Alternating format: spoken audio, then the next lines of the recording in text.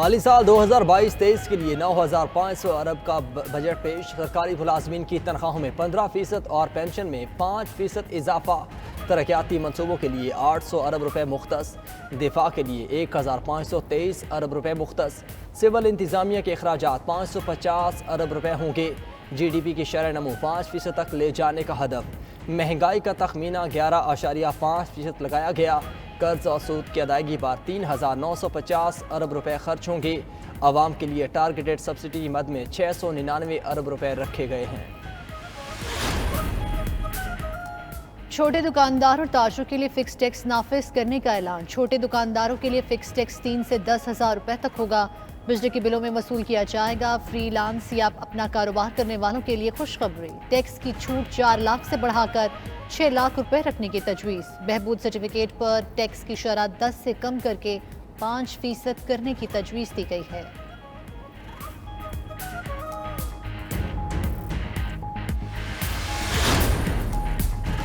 नए माली साल के बजट के नतीजे में सिगरेट और मोबाइल फ़ोन महंगे होंगे। 1,000 सिगरेट पर टैक्स 5,200 रुपये से बढ़ाकर 5,600 रुपये कर दिया गया।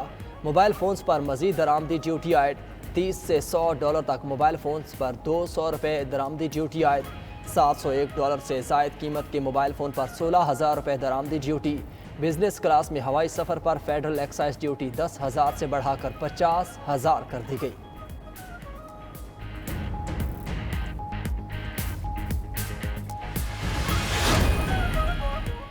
बजट में ज़राई शोबे के लिए रियायतों का ऐलान। 11 अरब रुपए मुख्तस। वज़ीर ख़जाना का बजट तकरीब में ज़राई मशीनरी पर कस्टम ड्यूटी ख़त्म करने का ऐलान।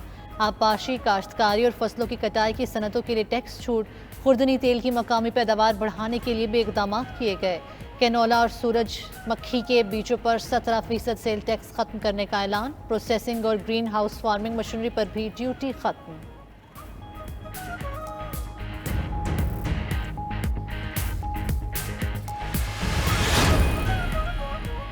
बजट में सोलर पैनल की दरामद और मकामी सप्लाई पर सेल्स टैक्स ख़त्म करने का ऐलान। बिजली की गरीब सारिफिन को सोलर पैनल किस्तों पर मिलेंगे। वज़ीर ख़जाना ने कहा कि बिजली के शोबे के लिए 73 अरब रुपए मुख्तस किए। निजी शोबे के इश्तिराक से शाहराहें तामीर करने को फ़रोग़ दिया जाएगा। महमद और दयामर भाषा डैम्स को वक्त से कबल मुकम्मल करने के लिए खुसूसी रुकू मुख्तस। सी पैक मनसूबों में भी तेज़ी लाने का ऐलान।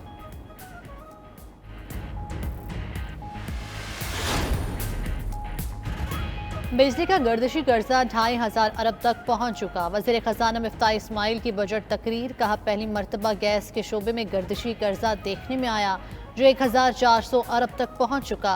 जितना कर्जा 71 साल में लिया गया, इमरान खान ने इसका 80% पौने 4 साल में ले लिया। साबका हुकूमत ने 20,000 अरब रुपए कर्ज लिया। साबका दौर में मुआशी बद इंतजामी अरूज पर रही। महंगाई में इजाफा हुआ। ना तजर्बा कार टीम ने मुल्क को मुआशी तबाही के दहाने पर खड़ा कर दिया।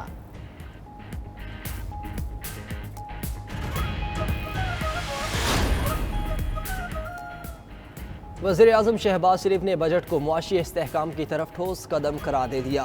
कहा, बजट मुल्क को संगीन मुआशी बहरान से निकालने का नुस्खा है। मुश्किल फैसले पाकिस्तान को मुश्किलात से निकालने के लिए किए।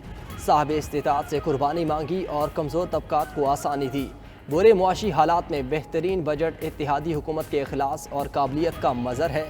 कारोबारी बरादरी का भी शुक्रिया अदा करते हैं जिन्होंने कीमती तजावीज़ से रहनुमाई की।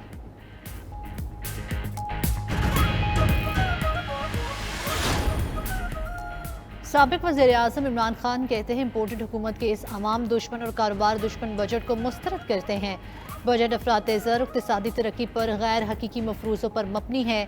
हसास कीमतों का इंडेक्स 24% तक पहुँच चुका, जिससे महंगाई की शरह 25 से 30% के दरमियान होगी, जो आम आदमी को तबाह कर देगी। बुलंद शरह सूद की वजह से इक़्तिसादी तरक्की में कमी रहेगी।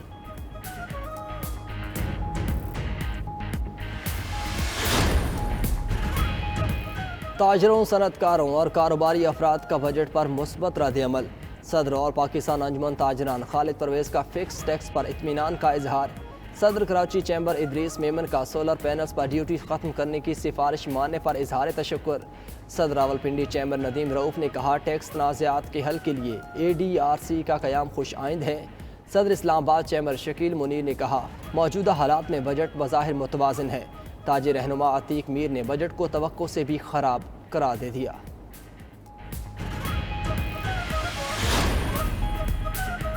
ایک ہفتے کے اندر مہنگائی کی شرح 24% کی بلند ترین سطح پر پہنچ گئی۔ ادارہ شماریات کے مطابق ایک ہفتے میں 33 اشیاء ضروریہ مہنگی ہو گئی۔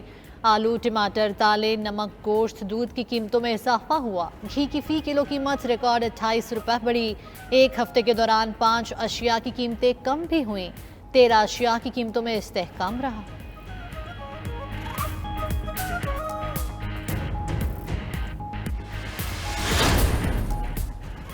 بھارتی انتہا پسند لیڈروں کے گستاخانہ بیانات پر پاکستانی قوم سراپے احتجاج۔ لاہور سمیت پنجاب کے مختلف شہروں میں احتجاجی مظاہرے اور ریلیاں نکالی گئیں۔ ریلیوں میں شہریوں نے کثیر تعداد میں شرکت کی۔ عاشقان رسول صلی اللہ علیہ وآلہ وسلم نے ناموس رسالت کے حق میں نعرے لگائے۔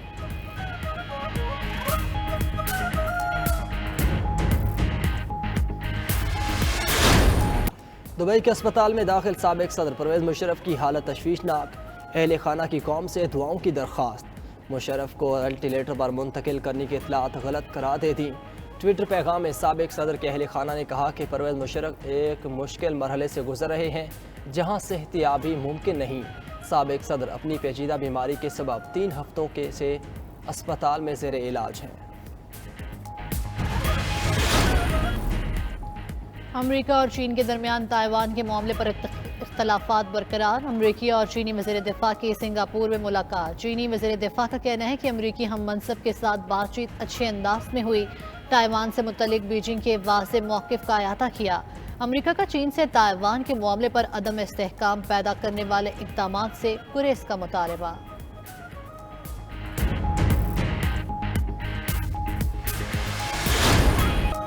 پاکستان کی دوسرے ون ڈے میں بھی ویسٹ انڈیز کو شکست۔ سیریز پاکستان کے نام۔ ملتان میں دوسرے ون ڈے میں قومی ٹیم نے 274 رنز کا ہدف دیا۔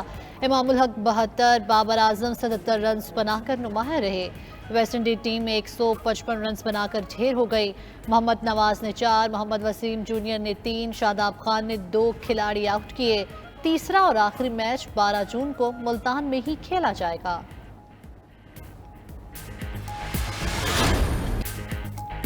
اور سعودی عرب کے شہر جدہ میں سیزن 2022 تمام تر رنگینیوں کے ساتھ جاری۔ جدہ جنگل شائقین میں غیر معمولی طور پر مقبول۔ سیزن میں دنیا بھر سے لائے گئے خوبصورت، نایاب اور مہنگے ترین پرندے رکھے گئے ہیں۔ بچے اور بڑے ان خوبصورت پرندوں کو دیکھ کر بے حد خوش ہوئے۔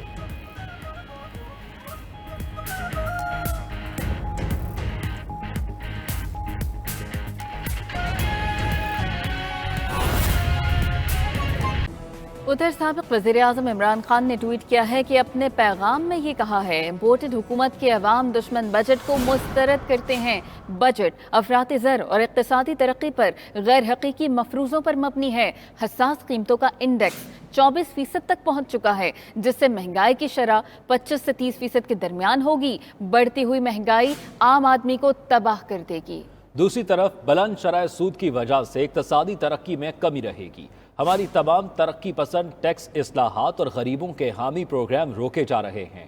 صحت کارڈ، کامیاب پاکستان جیسے پروگرام روکے جا رہے ہیں۔ یہ ایک غیر تصوراتی پرانا پاکستان بجٹ ہے جو قوم کے لیے مزید بوجھ اور مصائب پیدا کر رہا ہے۔